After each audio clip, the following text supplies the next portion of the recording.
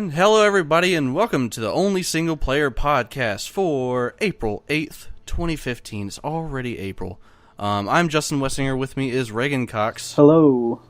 And new to Only SP, Nick Plessis. Greetings. I think I said that right. Plessis. Did I say that your last name You were right? one of the few people Awesome. on Earth. Congratulations. Awesome. Nick Plessis is new to Only SP. Obviously, you probably haven't heard him here before, but he'll be doing stuff here on the podcast. Mostly, definitely some more video stuff. So you definitely be hearing from him again. Be sure to give him your welcome in the comments on Twitter, whatever. Do you have a Twitter that you want to?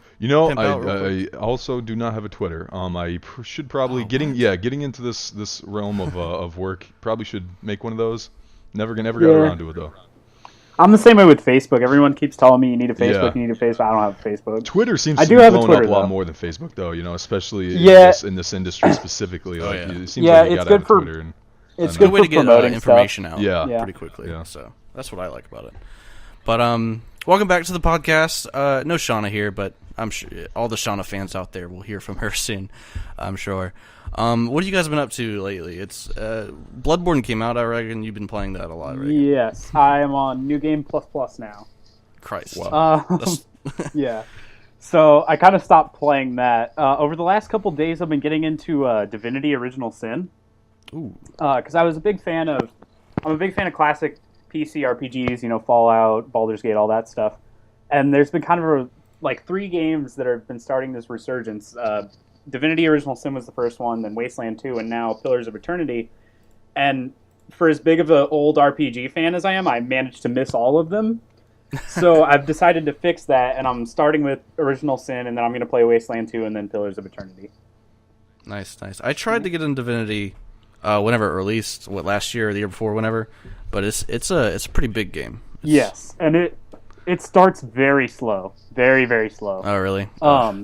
It takes, this sounds like an insult, but I actually kind of like it. It takes about 6 to 8 hours to get into the actual proper game.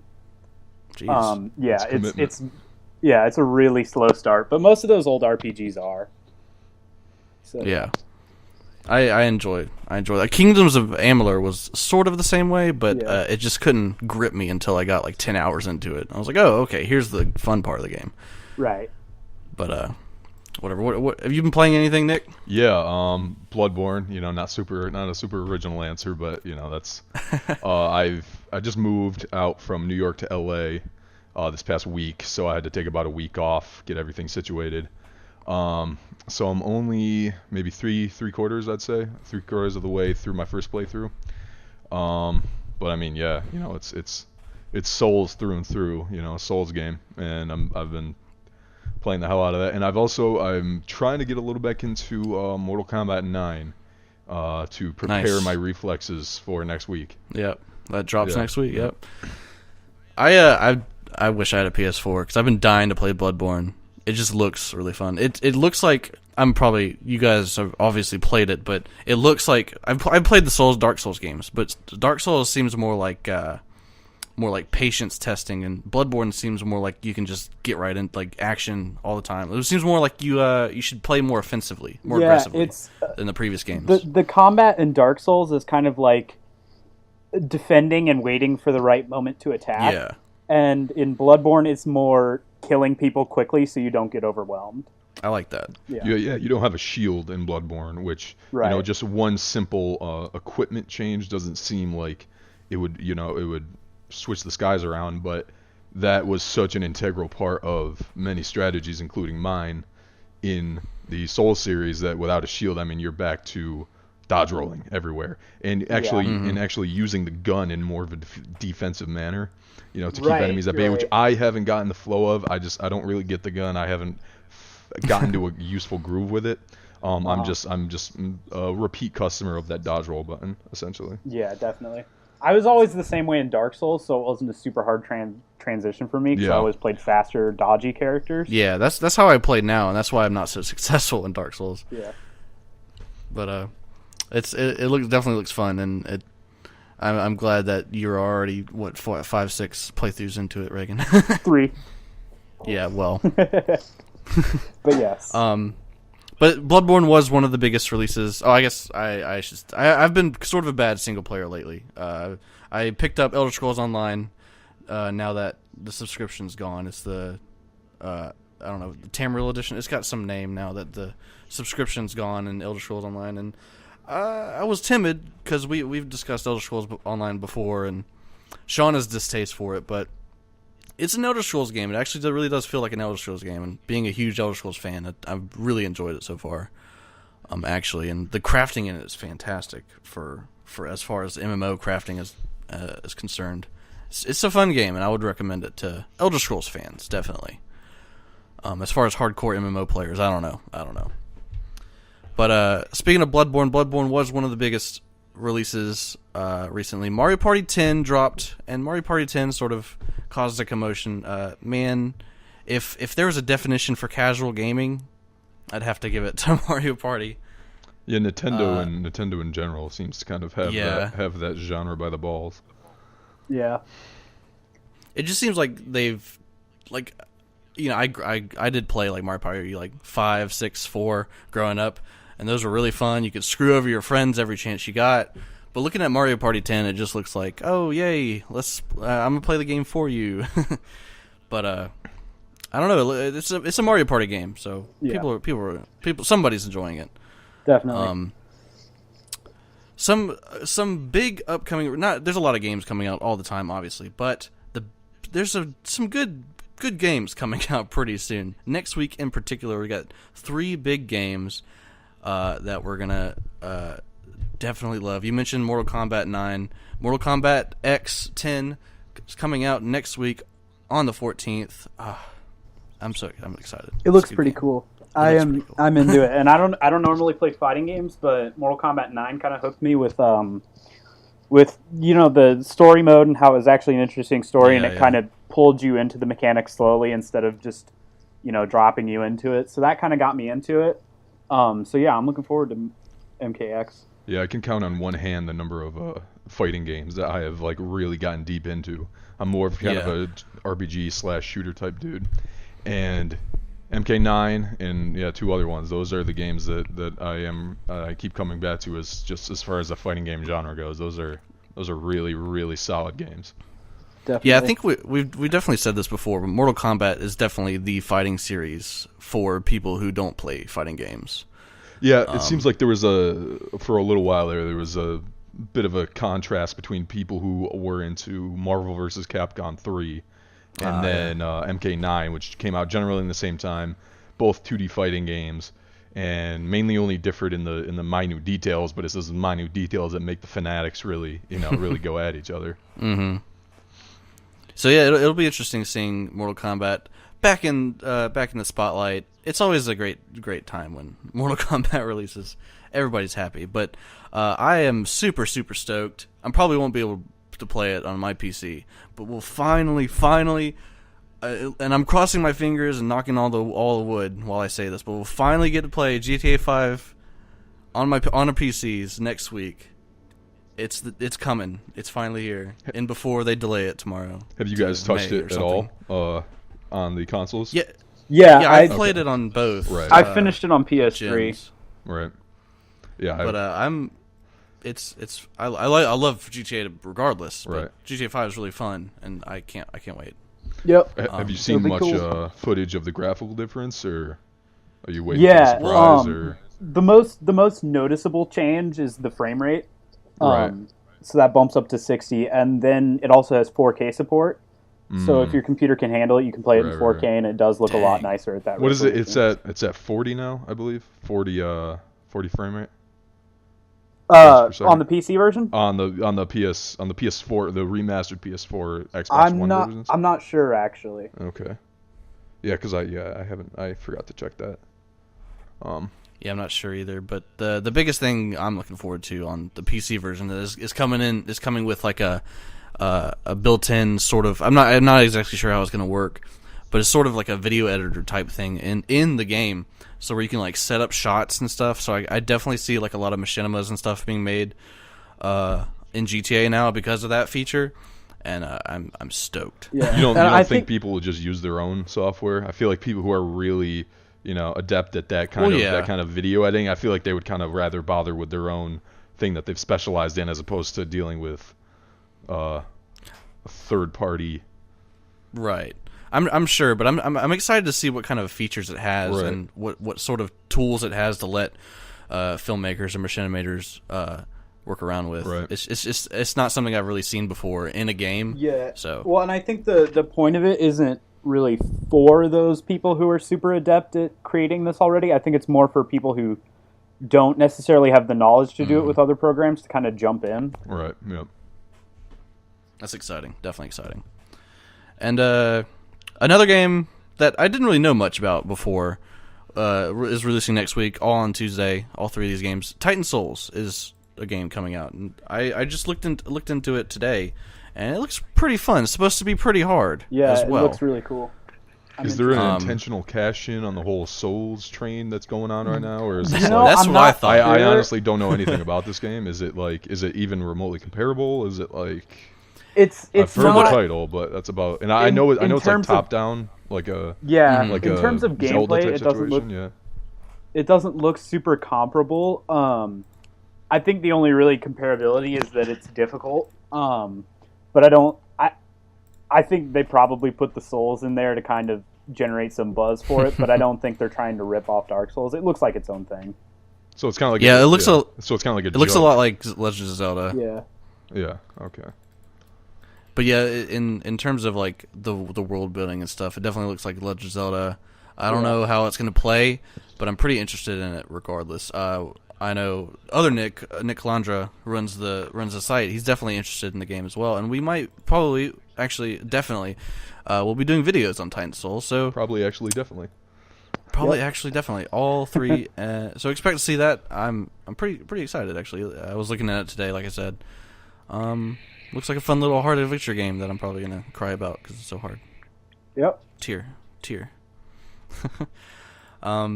So those are some of the upcoming releases. Those are the biggest ones. Obviously, there's a crap ton of games. Nothing really catching the eye as much as those.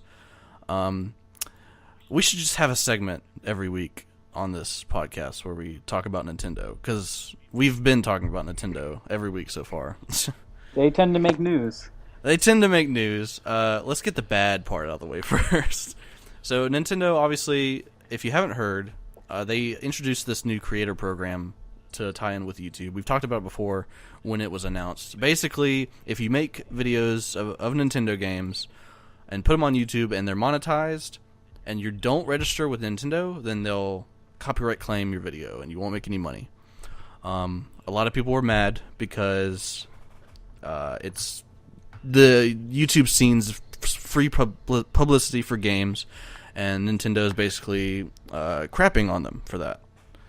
And so there's the whole thing, and lo and behold, Angry Joe has now gotten into the fray of just hating on Nintendo because they suck. Basically, if you don't know the story, Angry Joe made a Nintendo video in Mario Party, and then Nintendo claimed it. And he got mad because that's what he does. And he had this whole rant on Nintendo about how this is free publicity, you shouldn't be doing this stuff to content creators, yada, yada, yada. And it just sparked up the whole commotion again. We just need a deal. We just need a deal. Because Nintendo, they're going to do what they want. Nothing's going to change their mind. And it's a shame. Do you guys know how many subscribers you have to have on YouTube before you can start making? Because I'm assuming they're not making money from the advertisers, right? They're making money from YouTube itself. Well, what they do is they split the ad revenue. So like, so you make so much money on one video, YouTube takes like a lot of it, almost half. Yeah. If you're in a network, the network takes part of it, and then Nintendo takes part of it. And Nintendo's cut is like 60%. So at the end of the day, if on a Nintendo video, if you're actually registered, you're going to be getting like maybe a 10% cut. Yeah. So it's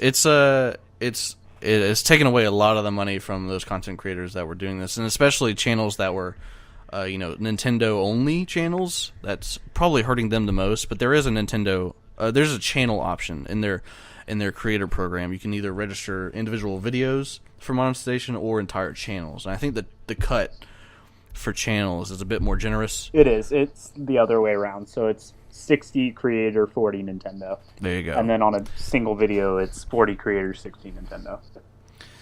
But still, you know, it's just there's two sides to this. Is that they have a legal right to do this. On the other side is that it's giving them free publicity. So I'm going to disagree with you. I don't think they actually do have a legal right to do it. I just don't think there's been any legitimate legal precedent set for it. It is their product. Not really, though. It's their product, but it's the consumer using their product, and I don't think footage of the game is necessarily something they own, at least in my opinion. Right, I mean, like if you recorded that game and took that recording and gave it to a friend instead of posting it online, they wouldn't necessarily have any grounds to do anything about that. So, you know, it gets into the whole argument of frequency and, you know, what the population of people that are being exposed to it. But it's the whole thing. I mean, this whole Nintendo debacle has been going on for a while, and it just seems like I was reading articles on this Angry Joe thing, and, you know, this one guy was talking about, oh, you know, this is a really bad idea for Nintendo. They're basically, you know, bottlenecking their, you know, their free advertising and everything. And I'm just sitting here, I'm thinking, like, who cares? In the grand scheme of things, who cares? The only people, like, Nintendo obviously doesn't care. I mean, because we talk about, oh, this is like, this comes up a lot and seems like a lot in conversation nowadays, is that, oh, this is a really stupid move for Nintendo, right? But Nintendo isn't one person making a bad judgment call. There are a lot of people. They're a massive corporation. And so they obviously, given the amount of money they obviously have some reasonably smart people on it. So you have to assume they're doing this for a reason. And the only thing you can come up with is that they just don't care, right? Because, I mean, you think of a third-party game that's coming out, that game is going to want as much attention as possible. Mm-hmm. But when you're talking, even not even including Sony and Microsoft, you talk about Nintendo, they have such a rabid core fan base. They don't need promotion. That's true. You know, like all the millions of people that are buying their stuff are gonna buy it every time. You know, they don't need to let people know. You know, no one's like, why, like, I can't imagine a person like a reasonably hardcore gamer sitting in front of the TV seeing a ad for Mario Party and being like, oh shit, I didn't know that was coming out. I'm gonna go get that. You know, that doesn't really happen. That's a good point. Yeah. The biggest argument on the content creator side was that, you know, Minecraft is as big as it is, arguably solely because of its YouTube communities. And you made a good point, is that Minecraft was, you know, a tiny little indie developer. Yeah, Minecraft started from nothing, and Nintendo isn't starting from nothing. So that is a good point. I haven't really thought about that before, but yeah, I mean, the only people it is hurting people that want to make these content. Yeah, it's hurting people like Angry Joe for sure. Which is why he's so understandably bitter about it. Yeah, they just don't want to, because people want to watch Nintendo games, and now all these content creators don't want to make Nintendo videos. But it's just a weird thing, and it's I don't know. We don't make Nintendo videos, so it's fine. Yeah, down the line, you know, it might affect Nintendo, but I think in the short term, I don't think, you know, I think if it was something for them to be concerned about, they would do something about it. And until that point comes, I think they could care less. The biggest thing that interests me is if anybody else is going to do this, any other kind of developer is going to try to restrict. I don't know if anybody else has the gall to do something like this, but it's definitely interesting to see. And you know, maybe content creators should be a little bit afraid. Maybe give some leeway to the developers, because, you know, this could happen with, you know, Sony could drop all this on their games, Ubisoft, it could happen. I mean, I wouldn't so much expect Sony or Microsoft, because they're in such a cutthroat competition with each other. Nintendo, again, back to the whole Nintendo not caring. Nintendo just doing their own thing. Nintendo does their own thing. Nintendo doesn't really care about the other two, you know? Like, Nintendo's not actively, you know, they might say otherwise, but practically speaking, they're not actively trying to pull anyone over from the Xbox or PlayStation crowds, right? They got their own crowd and they're happy with it. Like, if Sony or Microsoft tried to do this, the other one would retaliate with, being like, hey, It'd not get doing nasty. that. Like, come on over to our Yeah. side. And so I think that competition is what's going to keep the other two relatively healthy. Especially if you look at the whole used games thing when the Xbox One's DRM policies were announced. Yeah. It was Sony being like, oh, you can play used games on our system. We're the only console you can play used games on. Nobody talked about Nintendo because they're not. Yeah, because part it's of the same group. not even on anyone's radar. It's definitely interesting to see. I feel like a lot of people had the mentality that, or a lot of I don't know. It's weird. I'm about to segregate gamers here, but I feel like most gamers, I don't know, like us. I mean, we like Nintendo, but Nintendo's not our first option. Speak for yourself. I'm sorry. That's for me. Okay, I'll speak for myself. Nintendo's. I don't go straight to Nintendo games when I'm going to play something. Right. So they're not really on my radar as much as say everything else, AAA games, whatever. So I sort of lost my train of thought, but Nintendo's sort of just doing their own thing.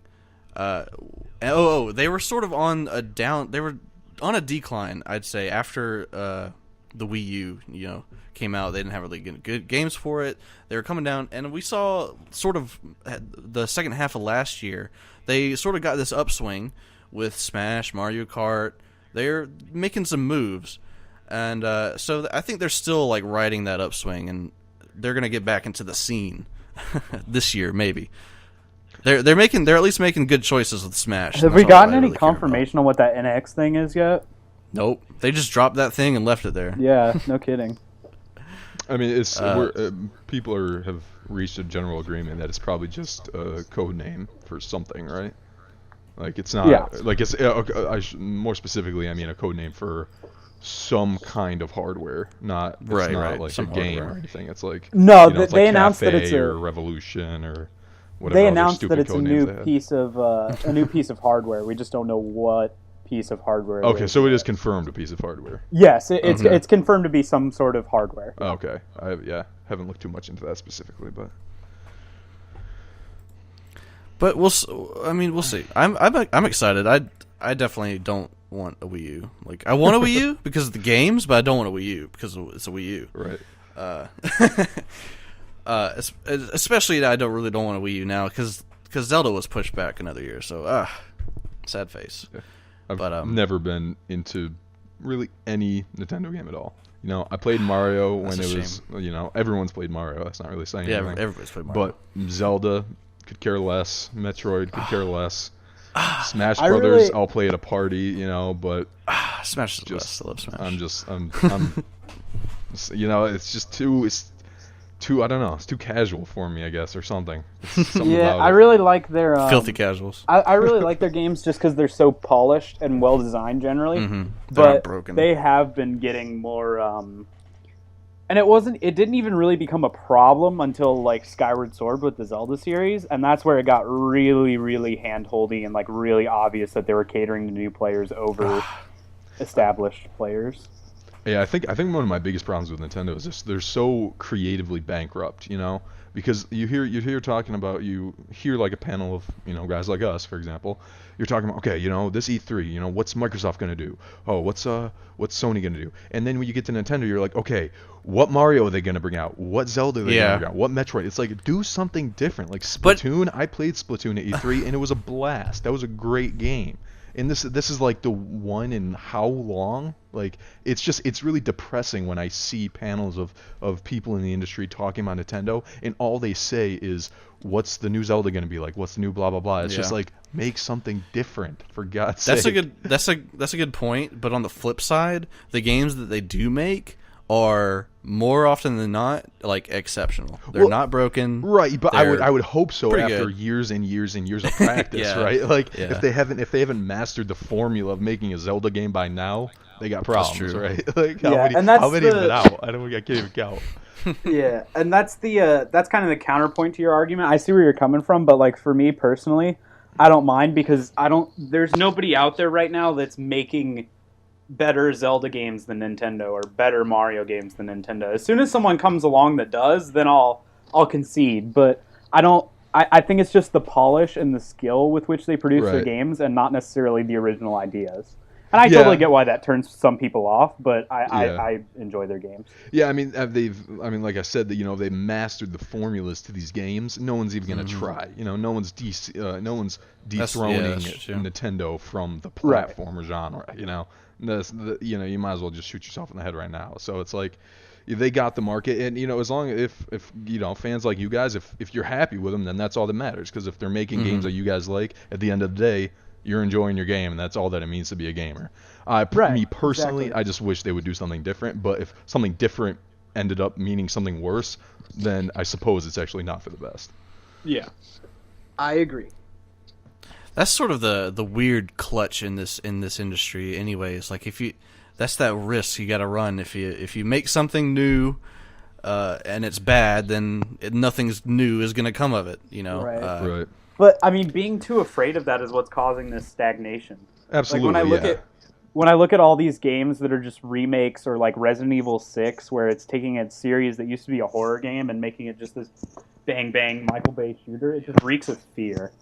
And it's just causing the industry to stagnate. So like, yeah, taking risks are risks. That's why they're called what they are. But you gotta break some eggs to make an omelet. You can't just put out 15 of the same game and expect everyone to love it. You gotta have some experimentation.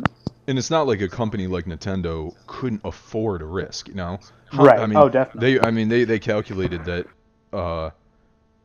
the losses they were taking on the Wii or whatever, they could keep that going for like 16 years before they started losing money.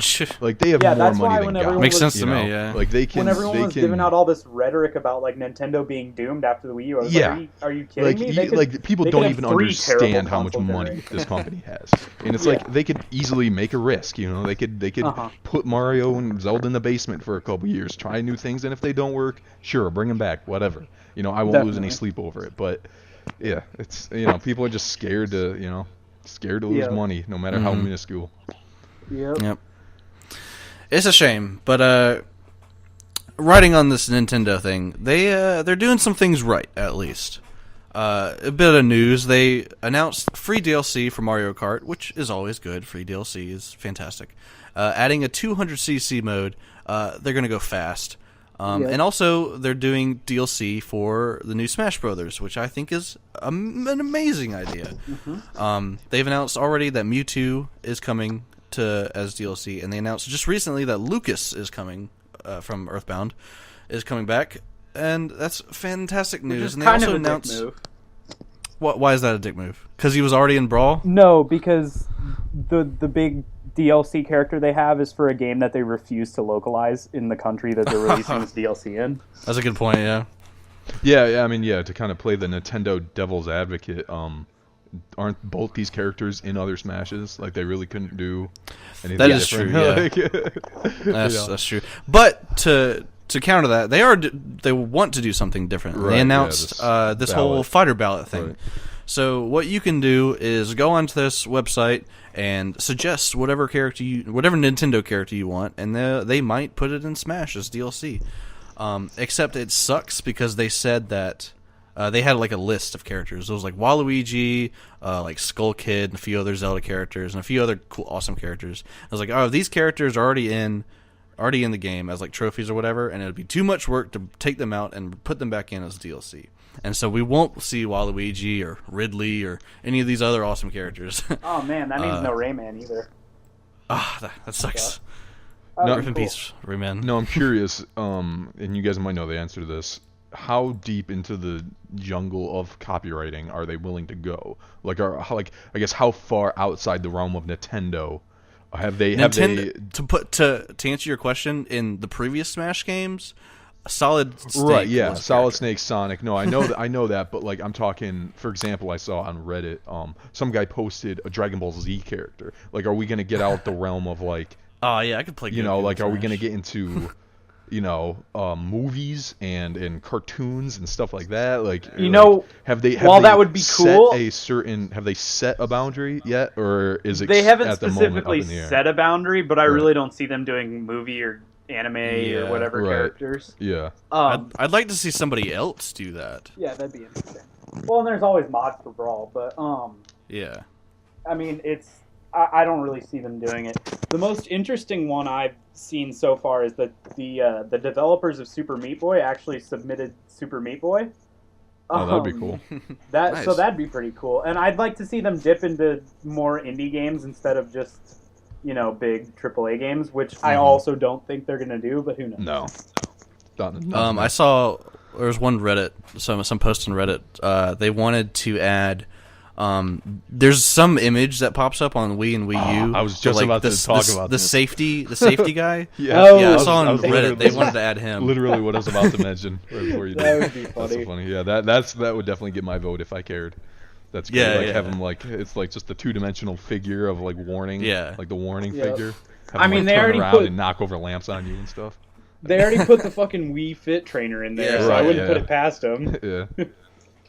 That's funny. But so go tell Nintendo who you want to play as in Smash. They might do it, although they probably won't. Who knows? Probably Yeah. not. I mean, Okay. They'll know, probably just like- put who they want to put in anyway. And not Right, really and, care. and just say that, hey, people voted Yeah, for yeah. this. We swear to God. Did they? How many are they doing? Did they say? They didn't say anything. No. No, they've literally just put the ballot system out and.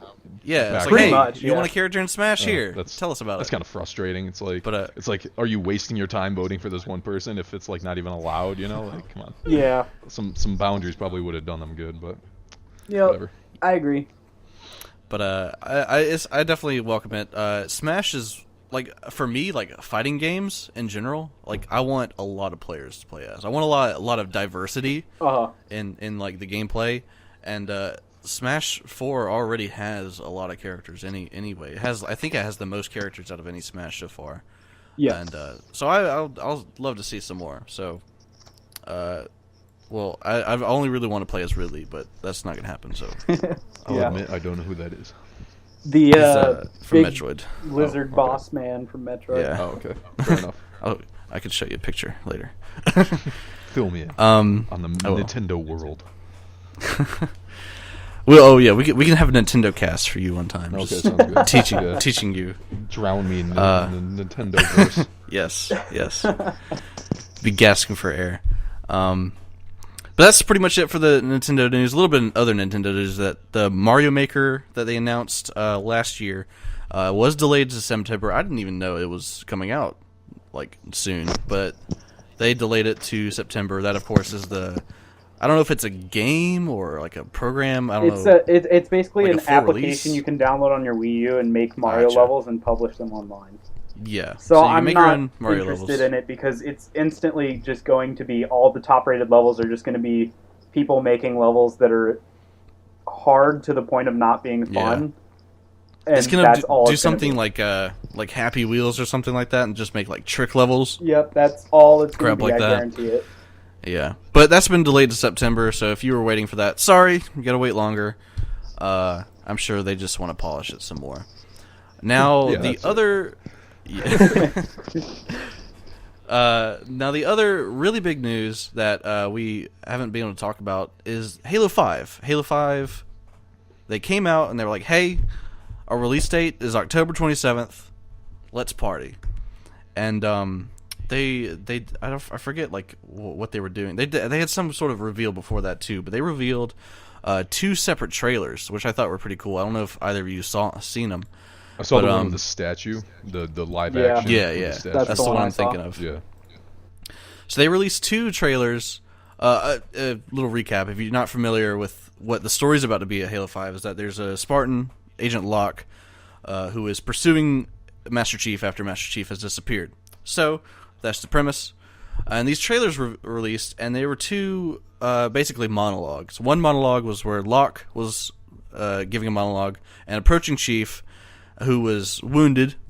And the other trailer was Chief giving a monologue in the exact same situation, approaching Locke, who was wounded. And it was just like flipped. And I thought it was pretty cool. Keeping in mind that they're I'd- approaching each other to kill each other, not with the intent Right. of saving each other. And Yes, for those they who were don't know. very much not friends. Yes. And I thought it was pretty interesting. One, because whoa, Chief has a monologue. That might be the only time I've ever seen Chief talk that much, which I thought was interesting. And 2, this might mean that the game could go 2 ways, maybe. I can hope. That's what I took away from it. Is that there might be some sort of alternate storyline. I'd be interested in like a boss fight that you can lose and have the game continue on as if that's what happened. That'd be interesting. Yeah, I like that mechanic. I remember one of the Black Ops tried to do that. That you could lose and you could lose a mission and keep playing the campaign. Huh. That'd be interesting to see. I've sort of gotten hyped for Halo 5 recently after the beta and after all this other news. For me, it very much looks like the Halo 2 of this trilogy. So that sort of hypes me up. I've played all the Halos just for disclosure me too. purposes. Except Halo 4, I didn't get around to that one. I played it briefly, but I didn't. You didn't really miss much, so it's okay. No. All right, good. But yes, I am interested in it for sure. Yeah, it looks fantastic, and it's strange because I played the beta. I don't know if you guys played the beta, but a lot of people gave 343 some shit when Halo 4 came out there because they were trying, because the way the gameplay works is they made it a lot more like COD, like Call of Duty, and a lot of people gave it trouble. And now it's even more like Call of Duty because you can aim down sights on every weapon. Oh wow. Which has its own thing because it's weird because like say you have an assault rifle, you don't actually look down the sights. It just sort of like zooms in the whole screen. Yeah. But it's definitely interesting. The left trigger isn't grenade anymore. Well, you can change that. I mean that right. You can change the control scheme. That's the control scheme I've always used. One kind of tried and true thing about Halo is there's the very distinctive control schemes based on your play style, and that's it. And so that's it will probably have the most weight in multiplayer, I'd assume, right? Like, yeah. Can't imagine that definitely affecting the much more flexibility and much more. You can move around better and stuff like that. There's like sort of it's not parkour, but like you can like grab ledges and stuff and jump to higher places and stuff like that. We covered that in our most anticipated video a while back. But I'm pumped for Halo 5. I'm excited to see. I'm really excited for the story, and so to sort of spoil some OSP news, one of our next forums will be about Halo 5. I'll probably have you do it with me, Nick. Right on. And we'll be talking about the Halo 5 story and stuff like that. We'll speculate about what we might see and what kind of if Chief's the bad guy now. Not to spoil my chances to do that, but what I will say is that like I've always been way more into the Halo multiplayer than now granted I'm a Sony guy, so I've never been super invested, but like when I have played them, I do have an Xbox, and when I have played them, it's always been more in the multiplayer. The story, I've always gotten the feeling, especially when they restarted it, that they're expanding on it, but not in a way that I feel like they intended to. I get the impression that they feel obligated to expand on these stories. They did the three. That's how I felt in Halo 4. Yeah, they did the first 3 games, and they have like aliens invading, like revolutionary. But and by the third one, like they tried to provide some variance in it, and it got mildly interesting. And then the fourth one comes out, and it's like here's another group of aliens with like like surrogates of each of the last enemies. Like there's a new, I can't remember the name, new berserker and a new elite or whatever they're called. It's like I feel like you guys are just doing this because we as the gamers expect you to. You're not doing this to quote a guy I worked with a while back. They're not making this because it's a story that needs to be told. They're making this because we're expecting it to be told. And that's one thing that I'm kind of disappointed about. I was kind of disappointed about in 4, and I'm hoping they deviate from in 5, but you can't really I sort of share the same opinion. That's why I sort of got from 4. It's like, oh, this is just making a Halo to make a Halo. Exactly. Yes. But from what I've seen in Halo 5, it sort of rubs me 2 different ways, because one, it does look like very genuine. It's like, oh, there's something they want to tell here story-wise, and I'm all for it. But it also sort of I don't really see a connection to Halo 4 yet. I might not until I actually play the game, but it seems like I hope it actually extends on Halo 4, rather than just like, oh, Chief's sad now because of certain spoilery things. Now he's gone. Let's go find him. I'm sure they'll pull it out for us. But from what I've seen, 343 seems really dedicated, so I'll give that to them. I'll give them the benefit of the doubt. But looking back on it, Halo 1, like before Halo 2, Halo 1, what kind of story was that? Like, aliens invaded, you're a super soldier, you found this magical planet thing, and you blew it up. Yeah. And you blew it up. And done. Yeah. So, well, I think the Halo series has been always more about building lore and kind of building a universe than telling one single story. Right, yeah. They've sort of utilized the venues of, books. They have, like, the graphic novels, the books, the TV shows, the extended universe type things, massive extended universe. And that's what I liked about Halo Reach. Like we were saying, it wasn't. They took it from a book, and it was actually like a really key part of the Halo lore. So they were kind of bringing that extended universe, that really key part of it, to people who just played the games. So I felt like that was a story that needed to be told rather than one that people were expecting to be told. Because when Halo Reach came out, I don't think the general gaming public really knew what was going on with that story. So I think it was just something that they wanted to tell and felt like needed to be told. So that's what made that game good to me. And I haven't played Halo 4, so I can't say it, but from what it sounds like, Halo 4 did not capitalize on that. Story-wise, I'd say no. It did introduce some interesting gameplay elements that I hope they build upon in Halo 5. I feel like that's their goal. They want to make Halo, but they want to make a different Halo. And they sort of took the first steps in Halo 4.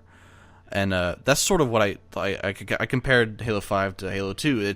I really hope that Halo 5 is the Halo 2 of this trilogy. It sort of redefines Halo, I guess I should say. And I guess we'll just have to wait and see. I'm pumped. That's all I can really say about it. Were either of you guys fans of the YouTube series Red vs. Blue? Oh yeah. Yeah. I grew up on Red vs. Blue. Yeah. I think that is not only one of the best Halo narratives ever told, but if you guys have watched the extended seasons and everything where they get into like more serious aspects, that's one of the best stories I've ever experienced in my life. Oh yeah. Because I've been to sort of go away from Halo. I've been watching. I've seen all of Red vs. Blue, and they just started season 13, and now it's not even like machinima anymore. It's like fully animated. Yeah, because they did the first 5 seasons, and it was a comedy. It was not only a comedy, but one of the funniest comedies I've ever seen in my life. And then they continued it into season 10 or so, and they were able to. Like, you watch the first 5 seasons, and you're like, all right, this is completely stupid, and I'm totally fine with that. And then the next 5 seasons, they actually managed to tie everything that's just completely unworldly nonsense in the first 5 into, like, logically, understandable plots. And you're like, if you were to watch just the first 5 seasons and I was to tell you that, you'd be like, there's no way. They talk about, like, ghosts and, people turning to ghosts and time travel and all this goofy shit. Yeah. And then they all tie it into, and it just blew my mind. It's one of the best things you'll ever watch in your life, for those who haven't seen it. Now I'm interested. You definitely need to. You've not lived until you've watched that entire series. I've watched it probably 4 times back to back. Not back to back, but... And they just got they just got a new channel devoted strictly to RVB now too. Every time as part of their Rooster Teeth network. Every time I go into my local vape shop, they always have it playing on this big ass TV, and so I catch snippets of it, but I've never actually watched it. Well, it's all in one place now because they uploaded literally all of the seasons they have into one YouTube channel now. So go check that out. Do it. Go watch it. Check that out. I think that about wraps it for stuff we have to talk about. As for Only SP, obviously you're new here, Nick. A few other new people are definitely going to be joining Nick, so expect a lot of new stuff coming. We're going to, as far as our team is concerned, we're going to be nailing down a lot of things and getting ready for this summer. Mm-hmm. The summer's going to be big because we have the summer giveaway series starting soon. Where we're going to be live streaming all the time, every day, not every day, like twice a week maybe. But we're going to be streaming a lot, and you're going to be definitely, if you want, we're going to be here for you. So come see our beautiful faces. We're going to be nailing down formats. We have a bunch of new shows being developed as we speak. Everything from looking at old school retro games to challenging games to even just like generic Let's Plays and stuff like that. That Nick and Reagan and I will all be doing, and with everybody else. Yeah, if you want a little preview, what I'm working on right now that's probably going to go up next week is a little kind of mini documentary about the history of the original Legend of Zelda. And then I played it all the way through, and I'm going to kind of review it from a modern perspective, like as if it was released today on Steam, and talk about like if it still holds up and if it's still fun to play. That's definitely going to be interesting. Yeah. So pretty excited for that. It'll be cool whenever I get around to getting it done. It's very long, so yeah. But definitely new things here. Of course, we're no longer doing our most anticipated games of 2015. We've done them all, and so to fill that slot, we'll be introducing a bunch of new original shows. Tons of more first impressions and podcasts to come. Of course, more forums.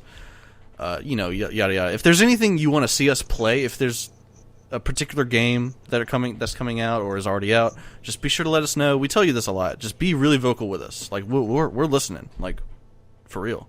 Yeah, I check the comments on all the videos and all that. I'm sure Justin does too. So we see it. We see it. We might not reply, but we see it. Yep. We see reply in we our see hearts. you when you're sleeping, and we know when you're awake. Definitely. We're the Santa Clauses of video games. Yeah. I don't know what that means. Except we give you nothing. And take everything. I was waiting for someone to say No, we give you beautiful videos and such. But like I said, just be vocal with us. We bunch of new stuff coming out.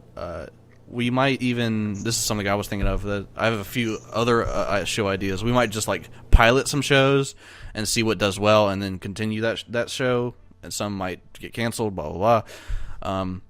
But we'll see. And everything will be on a schedule soon, so you know what's coming out when. And the streams as well. You'll know when we're streaming, how long we're streaming for. I believe Nick's also working on how to show that on the site. We might have streaming shown on the site, so even if you go to the site, you'll see when we're streaming, how long we're streaming for. Yep. And it's going to be fun times for everybody. We should stream some CS:GO. That's not single player. Ah, shit, you're right. Bad boy. Like I do that every time. I would love to stream some CS:GO. I did that yesterday too. I was like, you know what? I should make like a guide to starting out playing. Oh wait, I've done that like at least 3 times now. Maybe we can get by with that. We'll talk to Nick about streaming CS:GO or Smite or something like that. Yeah. Something. You can stream CS:GO. You just have to be in a lobby by yourself. Oh, okay. Yeah. Streaming, like doing things together in videos, would definitely be fun for the channel, but we are only SP, so we'll figure it out. Yep. Maybe if we get enough people wanting to see us play CS:GO, we'll have to do a CS:GO by then. So how about that? That works.